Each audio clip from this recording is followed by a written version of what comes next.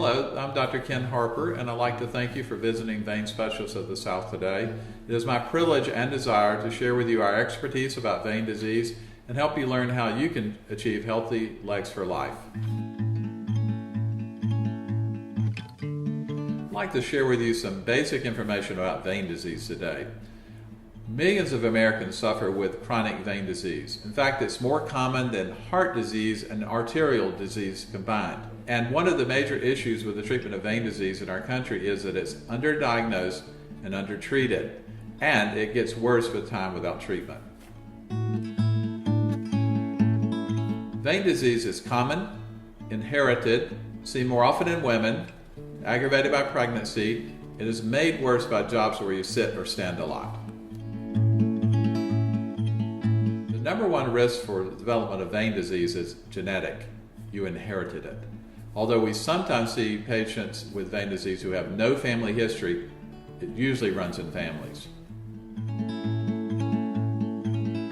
Vein disease is more common in women than men. Hormonal changes throughout their lifetime and the effects of pregnancy account for most of these gender differences. There are hormonal changes that increase the risk of development of vein disease with pregnancy begin early on, shortly after conception. There are multiple factors associated with the pregnancy that result in development of venous reflux and the risk for varicose veins. The use of graduated compression hose and leg elevation can counter the effects of the changes of pregnancy.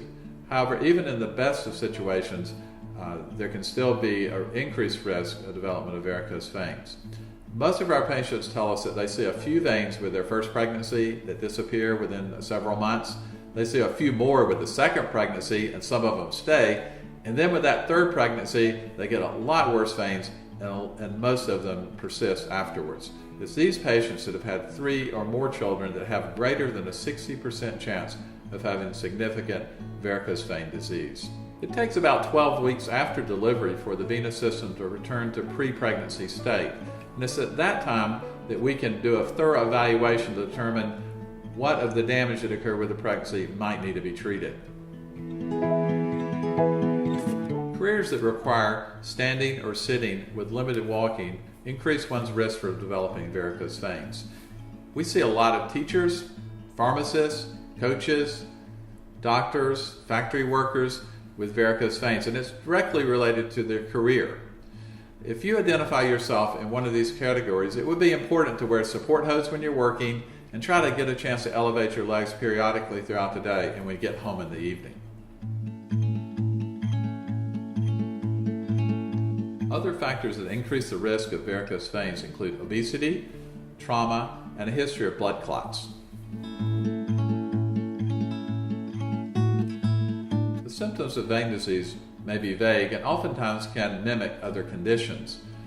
It's easy to understand where the presentation can range from subtle to dramatic, that the patient may feel like their symptoms are something that would normally be associated with someone their age, when in fact it's related to vein disease.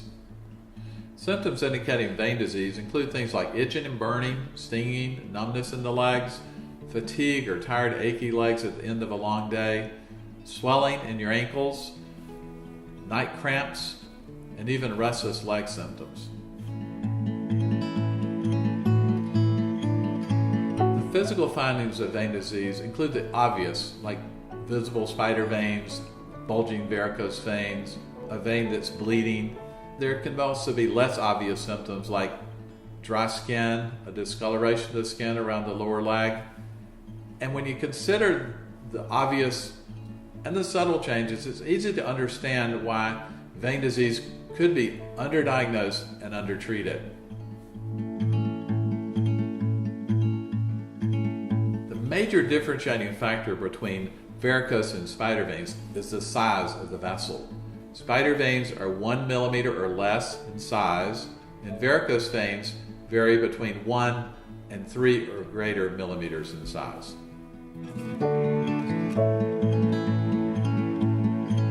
Spider veins are most often seen on the thighs, legs, and ankles or feet. They can appear as bluish, red, or green, small or starburst type veins. They sometimes appear on the face or other parts of the body. The major difference between varicose and spider veins is the fact that varicose veins are typically palpable and visible when you're standing. In fact, some of our patients who've lost a lot of weight said they could really see their veins better after they lost weight.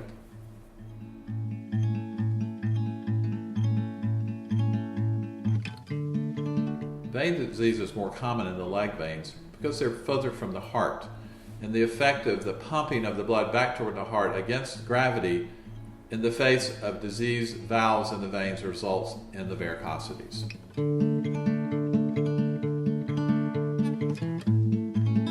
There are some risks of spider and varicose veins, but fortunately, most of them are not life-threatening. The number one risk for spider veins is bleeding, and the number one time we see bleeding is after a shower or a tub bath. We think it's associated with the fact that maybe they used a rough loofah sponge or possibly dried over a spider vein with a harsh towel. When patients develop spider veins and bleeding, we'd like them to know kind of how to respond to that. And the number one thing is to get off your feet, prop your leg up, put finger pressure over the bleeder, and call for some help. The risk of varicose veins include acute and chronic pain, swelling, and deep or superficial vein thrombosis. The most serious risk would be the blood clot problem. Progressive venous disease is often associated with other risks like ankle swelling, skin changes, and even ulcers of the leg.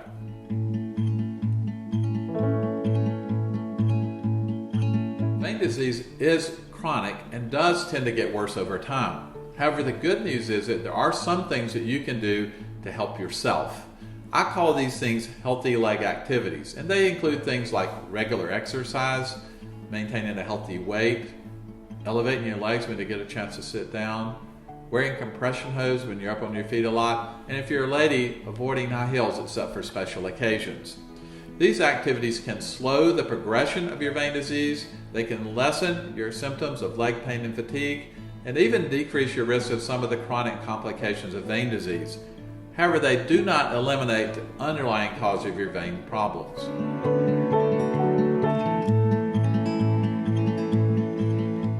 If you recall, we talked about healthy leg for life activities and the fact that they can help your legs feel better, but they can't correct the underlying cause of the problem. At Vein Specialists of the South, one of our key goals is to identify those underlying causes and identify and create a plan for you that's special to fix those.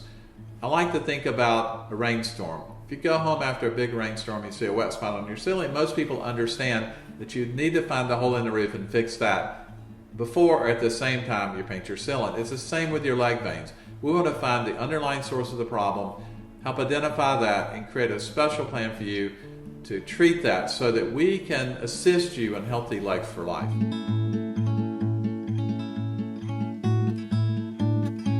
While the treatment of spider and varicose veins does have a good long-term success rate, it is a chronic condition. Therefore, you may expect the appearance of new spider or varicose veins throughout your life. That's where the maintenance program of Healthy Legs for Life really comes in.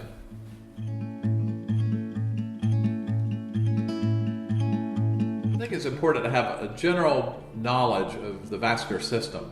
First, the heart pumps the blood through the arteries to the peripheral tissue. When the blood gets to the peripheral muscle and tissue, it passes through the capillary, which is kind of like a filter that allows the good blood and nutrients to flow into the cell, and the used blood and the waste products to flow back into the capillary. From there, it's the vein that carries the blood back to the heart, where the process starts anew.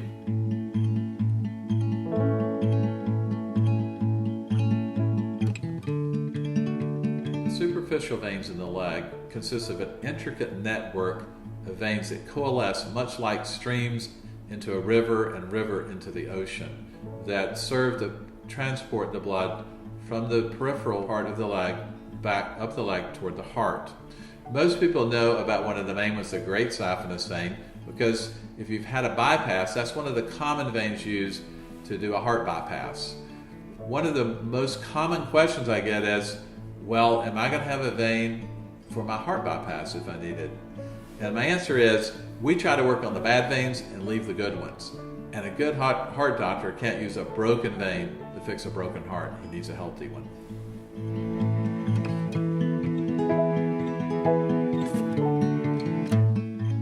Unlike the arteries, which have the heart that pumps the blood, the veins rely on other mechanisms, and the primary one is a muscular pump, the calf and the foot. They serve much like a bellows. When your muscle is relaxed or your foot's off the floor, the bellows fills with blood. When your calf muscle contracts when you walk, or when you press your foot on the floor, the bellows squeeze to propel the blood back up out of the leg. This, in combination with one-way check valves, allow the blood to go up the veins. The check valves close when the muscles relax, and it serves to propel the blood back toward the heart. It's the damage to these muscular pumps, or the one-way check valves, that can result in the development of vein disease. The most common underlying problem in the development of varicose veins is a defect in the one-way check valves. When these valves are broken, the blood that's being propelled out of the leg under the effect of gravity is allowed to fall back down. It's much like a waterfall effect.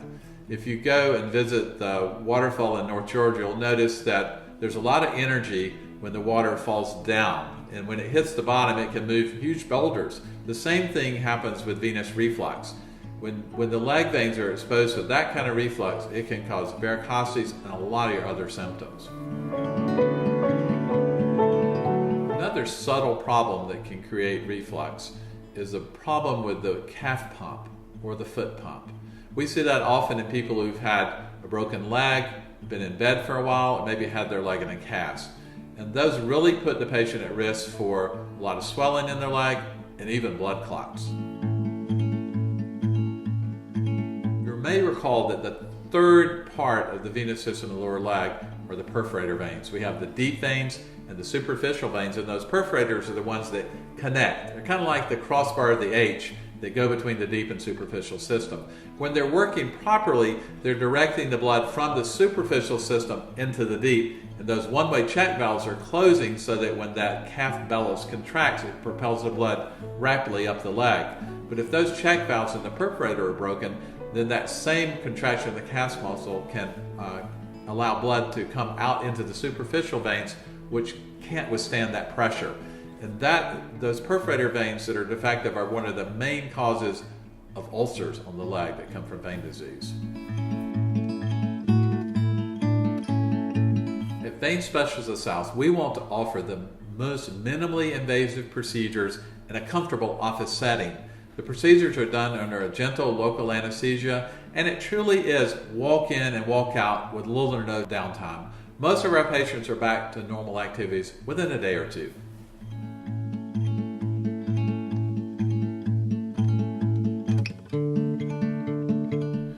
The traditional treatment of reflux in the great or small saphenous vein was vein stripping. And in 1999, there was a revolutionary advance in the treatment of vein disease when a minimally invasive procedure called endovenous closure was offered to the American patients. We were fortunate to be the first practice in the state of Georgia to perform an endovenous procedure in early 2000. Since that time, over 5,000 of our patients have benefited from this new minimally invasive procedure. The difference is that with endovenous closure, we're able to treat the vein in place without stripping it or removing it. That results in a quicker procedure and a quicker recovery with less pain and discomfort. So no, you don't have to have your grandmom's vein stripping any longer. Once we've treated that refluxing great saphenous or small saphenous vein with the endovenous procedure, we still have that nagging question: what are we going to do about those big, ugly, symptomatic bulging varicose veins in your leg? It's my philosophy that I want to go ahead and treat those at the same time we treat your underlying reflux. And I've found that the best approach to that is a minimally invasive procedure, call it microphlebectomy or ambulatory phlebectomy. It allows us through microscopic incisions to tease those big bulgy veins away, so it's kind of like one and done. We can remove those at the same time we do the closure, and we've treated both the hole in the roof and the damage on the ceiling. So what are we going to do about those pesky spider veins? You know, those little broken veins in your legs that you really hate? Well, then remember that's a cosmetic part of the treatment. If we've been treating your big veins, this is kind of like icing on the cake, or the cherry on top. And the main method of treatment for those spider veins is sclerotherapy, which is a minimally invasive microinjection of solution to shrink those veins away. It usually takes 2 or 3 treatments, maybe 4 if the veins are bad, spaced out over 6 or 8 weeks apart. Once we've got your spider veins better, which is fading by 70 to 80%, then you're going to probably need to do those healthy leg maintenance things like wear your support hose and exercise, but you may need some touch-up treatments every year or 18 months. Patients often ask me, do I have to wear those compression hoses? I think it's important, if you can understand the benefit, then you're more likely to wear them. And when we think about that reflux in the veins or the increased pressure in the superficial veins in your legs, the effect of the compression hose is try to counteract that effect. So if you have venous pressure pushing out, you want compression hose pushing in that it would equalize the effect. Oftentimes people say, well, I wear my husband's hose that he had in the hospital. You know those white ones, they call them anti-embolism hose? Well, the fact is those hoses are made for people that are laying in bed. They're not made for people like you and me that are up and around walking and ambulating. If you're up and around moving, you need special hoses, and they're graduated compression hose. They're tighter at the ankle, and they gradually ease the compression as you go up your leg. Those are the kind of hoses that are going to make your legs feel better and help prevent those varicose veins from getting worse.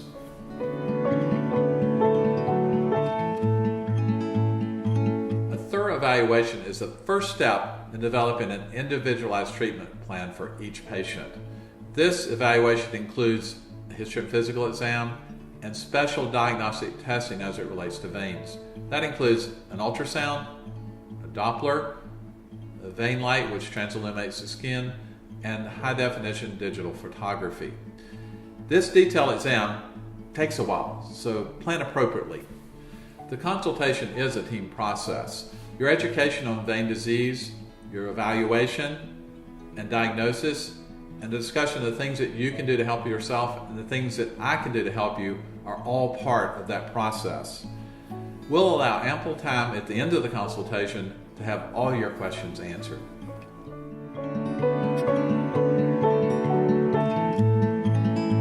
Our goal is to exceed your expectations while assisting you in achieving healthy legs for life.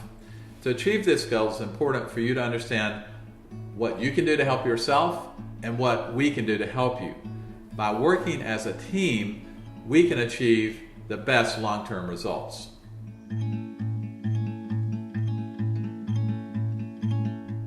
I have several guiding principles of treatment. First, I want to work on the bad veins and leave the good ones. I'd rather leave a little bit of a bad one than to eliminate a good one.